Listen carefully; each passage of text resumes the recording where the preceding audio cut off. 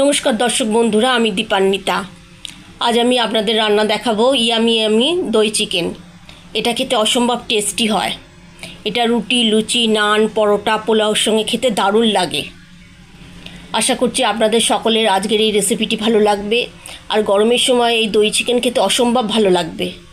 তাহলে চলুন রেসিপিটি দেখানো শুরু করি। দই চিকেন তৈরির জন্য কড়াতে আমি প্রথমে দিলাম 2 টেবিল চামচ সাদা তেল, আর দিলাম 1 চা চামচ ঘি। এবার তেলের মধ্যে কিছু গোটা মশলা অ্যাড করব। এর মধ্যে আছে একটা তেজপাতা, একটা দারচিনি, 3টে ছোটো এলাচ ফাটানো, 2টো শুকনো লঙ্কা ও 4টে লবঙ্গ। এবার তেলের মধ্যে গোটা মশলাগুলোকে অ্যাড করে দিলাম। এই ফোড়ন থেকে সুগন্ধি বেরিয়ে গেছে। এবার এর মধ্যে দিয়ে দেবো 1 টেবিল চামচ আদা ও রসুন বাটা আর কাঁচা লঙ্কা কুচি,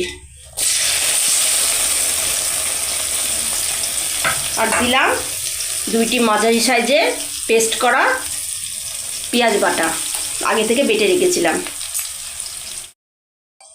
এবার আদা, রসুন আর পেঁয়াজটাকে কিছুক্ষণের জন্য ভেজে নিতে হবে, যাতে আদা আর রসুনের পেঁয়াজের কাঁচা গন্ধটা চলে যায়।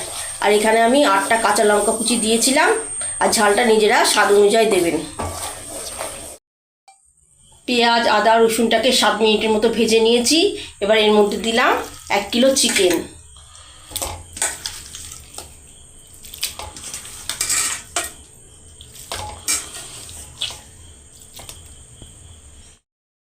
এবার চিকেনটাকে আমি হাই ফ্লেমে 15 মিনিটের মতো ভালো করে কষিয়ে নেব। এবার একটা মিক্সির মধ্যে আমি 2 টেবিল চামচ আমন্ড বাদাম, আপনারা আমন্ড বাদামের বদলে কাজু দিতে পারেন, আর 4 টেবিল চামচ টক দই দিয়ে মিক্সির মধ্যে একটা পেস্ট তৈরি করে নিয়েছি। 15 মিনিট ধরে কষানোর পর এর মধ্যে দিয়ে দিলাম আমন্ড বাদাম আর টক দইয়ের পেস্টটা। এবার ব্লেন্ডারের মধ্যে সামান্য একটু জল দিয়ে চিকেনের মধ্যে অ্যাড করে দিলাম। তারপর চিকেনের মধ্যে দিলাম স্বাদ অনুযায়ী নুন, আর দিলাম 1/2 চামচ মতো চিনি।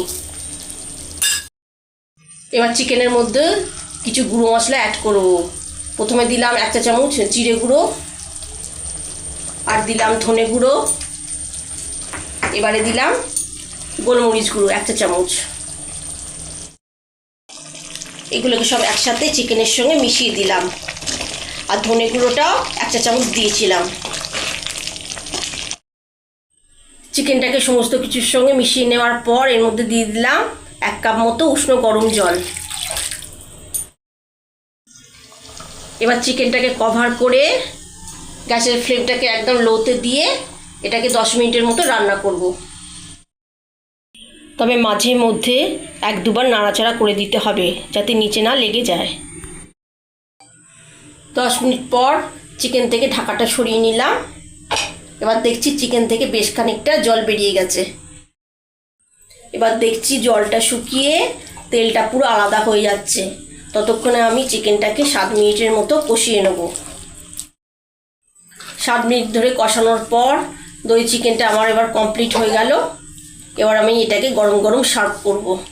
তবে এটা বেশি জল দেবেন না, এটা একটু মাখো মাখো হবে, তাহলেই দই চিকেনটার টেস্টটা খুব ভালো পাওয়া যাবে। এবার একটু টেস্ট করে দেখি খেতে কেমন হয়েছে। এটা খেতে অসম্ভব ভালো হয়েছে। আপনাদের যদি আমার এই আজকের রেসিপিটি ভালো লেগে থাকে, লাইক করবেন, শেয়ার করবেন, কমেন্টস করবেন, আর আমার চ্যানেলটিকে সাবস্ক্রাইব করার জন্য আপনাদের কাছে একান্তভাবে অনুরোধ রইল। সবাই সুস্থ থাকবেন, ভালো থাকবেন। আবার ফিরে আসবো নতুন করে রেসিপি নিয়ে।